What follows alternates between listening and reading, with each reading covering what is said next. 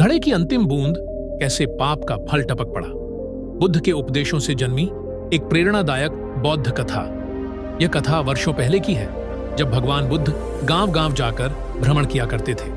दोस्तों, बहुत समय पहले उत्तर भारत की धरती पर एक समृद्ध राज्य था, सिंहपुर। यह राज्य व्यापार, कला, शिल्प और युद्ध नीति में अपने युग का अग्रणी था। इसका सेनापति था आरुण, एक पराक्रमी योद्धा जो युद्ध भूमि में तो सिंह की तरह गरजता, लेकिन भीतर से धीरे धीरे क्रूरता और अहंकार का दास बन चुका था। आरुण का मन धीरे धीरे उस गर्व में डूबता गया जो शक्ति के साथ आता है। वह न्याय नहीं, बल में विश्वास रखने लगा। जिसने सिर झुकाया वह बचा, जिसने विरोध किया वह मिटा दिया गया। किंतु एक दिन जब आरुण ने अपनी तलवार के एक ही वार से एक बंधुआ किसान को प्राणहीन कर दिया, केवल इसलिए कि उसने कर चुकाने में विलंब किया था, तभी पास खड़े एक वृद्ध ने कांपते स्वर में कहा, सेनापति, पाप का घड़ा भर रहा है। एक दिन अंतिम बूंद गिरेगी और तू भी उसी तलवार के नीचे होगा जिसकी धार तुझे गर्व देती है। आरुण ने हंसते हुए कहा, पाप भी डरता है मेरी तलवार से। उस दिन के बाद से आरुण की नींद टूटने लगी। हर रात उसे वही वृद्ध दिखाई देता, एक हाथ में घड़ा और दूसरे में अग्नि। दोस्तों, कई वर्षों बाद जब सिंहपुर में अकाल पड़ा और जनता भूख से कराहने लगी, उसी समय नगर में एक संत का आगमन हुआ। उनके मुख पर तेज था, लेकिन शब्दों में शांति थी। वह कोई साधारण संत नहीं थे, बल्कि वे थे भगवान बुद्ध। राजा ने बुद्ध को सम्मानपूर्वक आमंत्रित किया। पूरे नगर ने देखा कि कैसे शांत और संयम से वे चल रहे थे, जैसे धूल भरे संसार में कमल खिला हो। बुद्ध ने नगरवासियों को धम्म सुनाया, जीवन के 4 आर्य सत्य, अष्टांगिक मार्ग और करुणा की शक्ति। सभा में आरुण भी था। उसकी आंखें क्रोध से भरी हुई थी। वह बौद्धिक ज्ञान का विरोधी था। उसके लिए धर्म कमजोरी था और क्षमा कायरता। पर बुद्ध ने उसे देखा और मुस्कुराते हुए कहा, जिसने 100 युद्ध जीते वह वीर नहीं होता। जिसने अपने क्रोध पर विजय पाई वही सच्चा विजेता होता है। कुछ ही दिनों में आरुण ने जानबूझकर बुद्ध के विरुद्ध कई बातें फैलानी शुरू कर दी कि वह लोगों को निर्बल बना रहे हैं, राज्य के प्रति उनकी निष्ठा कम कर रहे हैं। लेकिन बुद्ध शांत रहे। एक दिन बुद्ध नगर के बाहर भिक्षाटन कर रहे थे, जब आरुण ने उन्हें रोक लिया और चिल्लाकर कहा, तुम झूठे संत हो। न कोई स्वर्ग है, न कोई पुनर्जन्म। पाप और पुण्य केवल डर फैलाने की कहानियां हैं। बुद्ध ने उसकी ओर देखा। बिना क्रोध, बिना भय उन्होंने कहा, हे सेनापति, यदि कोई व्यक्ति तुम्हें एक भेंट दे और तुम उसे स्वीकार न करो, तो वह भेंट किसकी रहती है? आरुण ने उत्तर दिया, दाता की। बुद्ध मुस्कुराए, तो तुम्हारा क्रोध, तुम्हारे शब्द मैं स्वीकार नहीं करता। वह तुम्हारे पास ही लौट जाएंगे। सभा मौन हो गई। दोस्तों, उसी रात आरुण को नींद नहीं आई। उसे अपने जीवन की हर हत्या, हर अत्याचार याद आने लगे। वह किसान, वह सैनिक जिसे पीठ पर तीर लगने पर भी युद्ध से खींच लिया गया था, वह स्त्री जिसने न्याय की गुहार लगाई थी। वह उठ खड़ा हुआ, पैरों में कंपन था। उसने पहली बार प्रार्थना की, किसी ईश्वर से नहीं, अपने ही अंतकरण से। अगली सुबह वह बुद्ध के पास पहुंचा। आंखों से आंसू बह रहे थे। भगवान बुद्ध से कहा, मुझे क्षमा करें। बुद्ध ने उसे बैठाया और कहा, क्षमा तो तुम्हें स्वयं से मांगनी है। पाप का घड़ा भर चुका है, लेकिन वह फूटे इससे पहले तुम उसे खाली कर सकते हो सेवा और पश्चाताप से। दोस्तों, आरुण, जो कभी अहंकार में डूबा सेनापति था, अब धीरे धीरे सेवा और आत्मचिंतन के मार्ग पर चलने लगा। वह हर दिन सुबह नगर की गलियों में निकलता और भूखे लोगों को अन्न वितरित करता। वही अन्न जो पहले कर के रूप में बलपूर्वक लिया जाता था। बुद्ध के निर्देश पर वह नगर के पुराने सैनिकों से क्षमा मांगने गया। कुछ ने उसे गले लगाया, कुछ ने मुंह मोड़ लिया, लेकिन हर अपमान में भी आरुण को एक शांति का अनुभव होने लगा। एक दिन एक वृद्धा ने उसका हाथ पकड़कर कहा, आरुण, तेरा चेहरा अब वैसा नहीं रहा जैसे पहले दिखता था।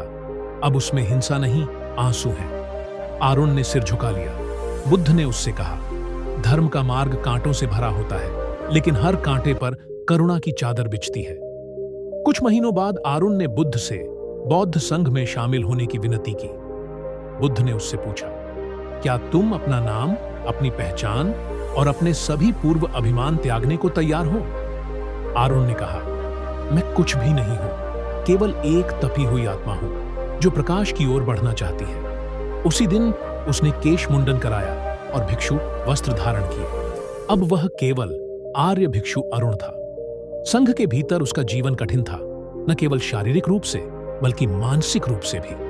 हर दिन ध्यान करते हुए उसकी स्मृति में पुराने अपराध लौट आते। कई बार वह टूट जाता, लेकिन बुद्ध ने उससे कहा, ध्यान अग्नि की भांति है, वह सब कुछ जला देती है। अहंकार, पाप और पश्चाताप और आत्मा को शुद्ध कर देती है। भिक्षु अरुण अब संघ के सबसे अधिक परिश्रमी सदस्यों में से एक बन चुका था। वह वृद्ध भिक्षुओं की देखभाल करता, नए भिक्षुओं को ध्यान सिखाता और कभी-कभी बुद्ध के साथ नगरों में यात्रा करता। एक दिन एक युवा लड़का जो अपने पिता की मृत्यु के बाद रोते हुए आया और बोला, क्या मेरे पिता पुनः जन्म लेंगे? बुद्ध ने मौन रहते हुए भिक्षु अरुण की ओर देखा। अरुण ने बालक को गोद में लिया और कहा, तेरे पिता की आत्मा वहीं जाएगी जहां करुणा है। तू करुणा कर, वहीं तेरा धर्म है। उस दिन बुद्ध ने सभा में कहा, जो एक बार अपने भीतर प्रकाश जगा देता है वह दूसरे के अंधकार को भी रोशन कर सकता है। भिक्षु अरुण अब प्रकाशक है। भिक्षु अरुण ने कोई उत्तर नहीं दिया, केवल अपनी आंखें बंद कर लीं और अश्रु बहने लगे।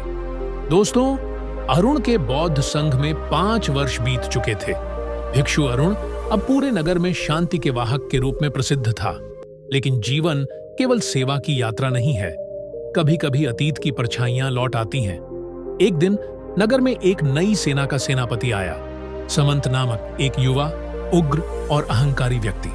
समंत ने जब सुना कि एक पूर्व सेनापति अब भिक्षु बन चुका है, वह हंस पड़ा। उसने नगर सभा में लोगों के सामने कहा, जो तलवार उठाना छोड़ दे वह कायर है। भिक्षु अरुण अब बूढ़ा, निर्बल और पलायनवादी है। भिक्षु अरुण वहीं पास ही खड़ा था। सबकी नजरें उस पर टिक गईं। क्या वह प्रतिकार करेगा? लेकिन वह केवल मुस्कुराया और कहा, जिसे अपनी आंतरिक शक्ति पर विश्वास है उसे बाहरी ताकत से डर नहीं लगता।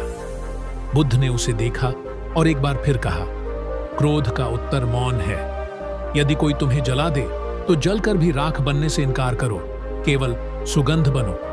कुछ दिन बाद समंत ने जानबूझकर बुद्ध और संघ पर आरोप लगाए कि वे लोगों को यथार्थ से भटकाकर भ्रमित कर रहे हैं। भिक्षु अरुण से रहा नहीं गया। वर्षों से दबी हुई युद्ध की ज्वाला उसके भीतर फिर से उठने लगी। उस रात वह ध्यान नहीं कर सका। पुरानी तलवार की स्मृति उसकी आत्मा में कांटे की तरह चुभ रही थी। उसे ऐसा लगने लगा कि शायद वह धोखा दे रहा है, अपने आप को, संघ को और बुद्ध को। अगली सुबह वह बुद्ध के पास पहुंचा और बोला, भगवान, क्या मेरा आत्मबल इतना कमजोर है कि एक अहंकारी की बातों से मैं विचलित हो जाऊं? बुद्ध ने कहा, यह विचलन नहीं है, यह स्मृति है। तुम्हारा वह पुराना रूप है जो अंतिम बार सांस लेना चाहता है, परंतु जो उसे देखकर मौन हो जाए वही मुक्त होता है। जाओ, अपने भीतर उस योद्धा को देखो जो तलवार से नहीं सत्य से लड़ना सीख रहा है। उस दिन से भिक्षु अरुण ध्यान में और गहराई से उतरने लगा। वह अपने भीतर के सेनापति को देखता जो युद्ध चाहता था, फिर वह भिक्षु को देखता जो शांति चाहता था। फिर धीरे धीरे दोनों रूप एक में विलीन हो जाते। एक रात उसे स्वप्न आया। वही पुराना वृद्ध जो कभी घड़े की भविष्यवाणी कर गया था फिर प्रकट हुआ। इस बार उसके हाथ में घड़ा नहीं था, केवल एक दीपक था। वृद्ध ने कहा, पाप का घड़ा अब खाली है भिक्षु, अब तुम उस दीपक को लो और आगे बढ़ो। उसके जागते ही आंखों से आंसू बहने लगे।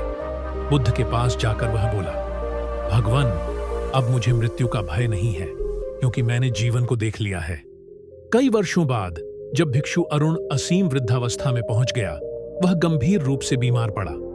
बुद्ध उसके पास आए और भिक्षु संघ ने उन्हें घेर लिया। बुद्ध ने उसका हाथ पकड़ा और कहा, हे भिक्षु, क्या तुम शांत हो? अरुण मुस्कुराया, मेरा अंत शुरू नहीं है प्रभु, यह केवल एक परिवर्तन है। मैंने जिनके जीवन छीने थे उनके लिए वर्षों तक सेवा की। मैंने जिनका हृदय तोड़ा उन्हें मन से क्षमा मांगी, और अब मैं कुछ नहीं हूं, केवल एक दीपक हूं। बुद्ध ने सभा से कहा, देखो, यह वही है जो पाप से प्रायश्चित करके अरहंत बन गया। भिक्षु अरुण ने अंतिम श्वास ली और उसकी आंखें बंद हो गईं, शांत, मौन और मुक्त। जो अपने कर्मों से भागता है वह कभी नहीं छुप सकता, लेकिन जो उन्हें स्वीकार कर सेवा में बदल दे वह स्वर्ग का द्वार खोल देता है। दोस्तों, आपको ये महात्मा बुद्ध की कहानी कैसी लगी? कमेंट करके जरूर बताएं और ऐसी ही ज्ञान से भरी प्रेरणादायक कहानी जानने के लिए हमारे चैनल बुद्ध ज्ञान को सब्सक्राइब जरूर करें। नमो बुद्धाय नमः।